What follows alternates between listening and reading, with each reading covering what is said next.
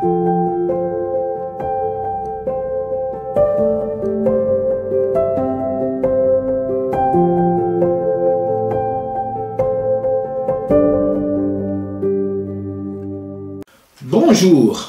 Dans la mini-série Quelques femmes de foi de la Bible, nous arrivons déjà au 7e épisode.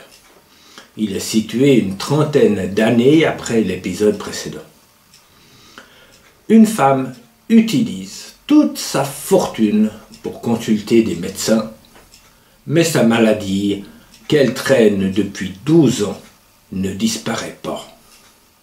Aux yeux des gens de sa culture, elle est considérée comme impure, pestiférée, paria. Mais quand elle apprend que Jésus passe par là, elle est remplie d'une certitude qui la pousse à se mélanger à la foule qui entoure Jésus. Elle se disait, même si je ne touche que ses vêtements, je serai guérie.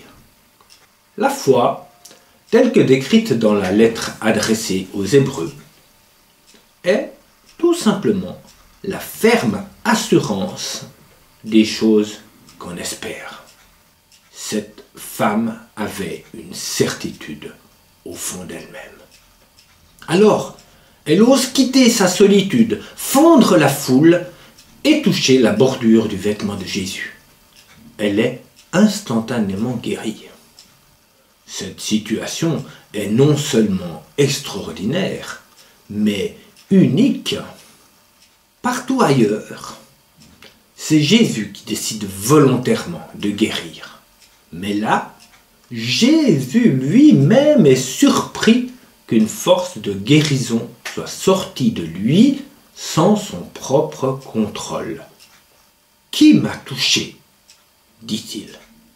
Parlant ensuite avec la femme qui avoue son action, Jésus comprend que c'est Dieu le Père lui-même qui est intervenu en faveur de cette femme à cause de sa foi au travers de Jésus.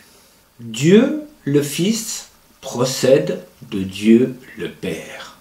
Tous les deux ont la même vision sur la foi de cette femme. Et Jésus confirme à la femme qu'elle est guérie, qu'elle est sauvée à cause de sa foi.